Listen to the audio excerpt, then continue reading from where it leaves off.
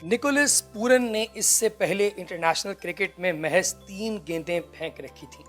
ये 3 गेंदें यकीनन इस कोटे में से होंगी जो अमूमन किसी रेगुलर बॉलर के बीच ओवर अनफिट हो जाने पर पूरन जैसे किसी बॉलर को फेंकने को कही जाती हैं, या फिर ये उस कोटे में से होंगी जब मैच मुकर्ररा वक्त से कहीं पहले अपने मंतकी अंजाम को पहुंच चुका होता है और कप्तान अपने थके हारे रेगुलर अटैक को दिन भर की हजीमत के बाद कम से कम अलविदाई शॉट की खफत से बचाना चाहता है। मगर जब पूरन ने यहाँ खुद को अटैक में लाने का फैसला किया तो ये शायद उनके अपने गुमान में भी नहीं था कि वो अपना स्पेल पूरा भी करेंगे, कुजा ये कि डेब्यू विकेट के साथ ही 3 मजीद विकेटें भी ले उड़े।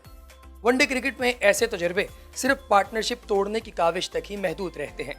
फ़खर जमान के ख्यालात भी कुछ ऐसे ही थे जब भी उन्होंने ज़्यादा सोचने के बजाय पूरन को बतौर डिंग टपाओ बॉलर ही खेलने की कोशिश की, और यही उनकी गलती साबित हुई, क्योंकि पूरन जिस लाइन पर ध्यान मुर्तकिस किए हुए थे वो फ़खर के लिए हैरत का सामान बन गई।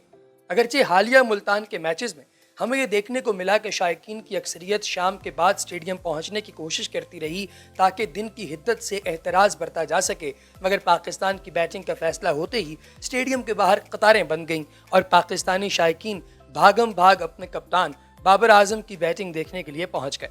मगर उनकी इस तमाम तर जहद का एंटी क्लाइमैक्स ये हुआ कि बाहर अचानक ही वॉल्श जूनियर के सामने गड़बड़ा गए और शायकीन के सब अरमान दिल के अंदर ही रह गए।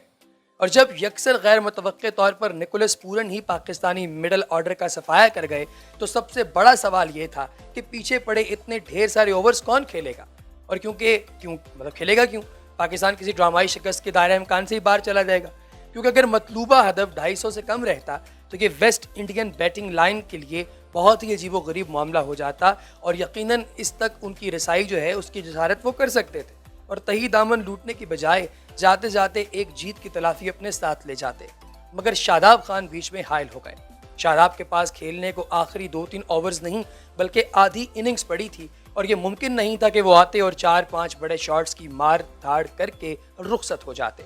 अहदाफ 2 थे। पहला ये कि आखिरी गेंद तक पाकिस्तानी इनिंग्स को जारी रखा जाए, और दूसरा ये कि सफ़र में एक काबिल कदर मजमुआ भी हासिल किया जाए जो दूसरी इनिंग्स में पाकिस्तानी अटैक के लिए काबिल दिफा हो। शादाब की इनिंग्स में हमें क्रिकेट की तीनों परफॉर्मेंस की झलक नजर आती है। जब वो क्रीज पर आए तो महज 117 रन्स पर 5 विकेटें गिर चुकी थी। सो मैच की नब्ज के मुताबिक उन्होंने टेस्ट क्रिकेट की तरह से अपना आगाज किया, फिर धीरे धीरे वनडे के मूड में आए और आखिर में T20 के गियर्स भी लगाए। मगर वेस्ट इंडीज के लिए शादाब की यलगार सिर्फ यहीं तक महदूद नहीं रही। जिस वक्त अवाइल के झटकों के बाद क्वार्टी इनिंग्स की समत दुरुस्त कर रहे थे और वेस्ट इंडीज अपनी इनिंग्स को पटड़ी पर चढ़ाने की कोशिश कर रहे थे, तब शादाब ने क्वार्टी को स्पिन के मुखालिफ खेलने के लिए क्रीज से बाहर निकलने पर मजबूर कर डाला। यही नहीं, जब उम्मीदों के लगभग सभी महल्लात मुस्मार होने के करीब थे तो अकील हुसैन ने कश्तियां जला डाली और अपनी धुआंधार बैटिंग से मैच का तवाज़ुन यूं बदला कि कुछ देर के लिए तो पाकिस्तानी कैंप पर भी इज़्तिराब तारी हो गया।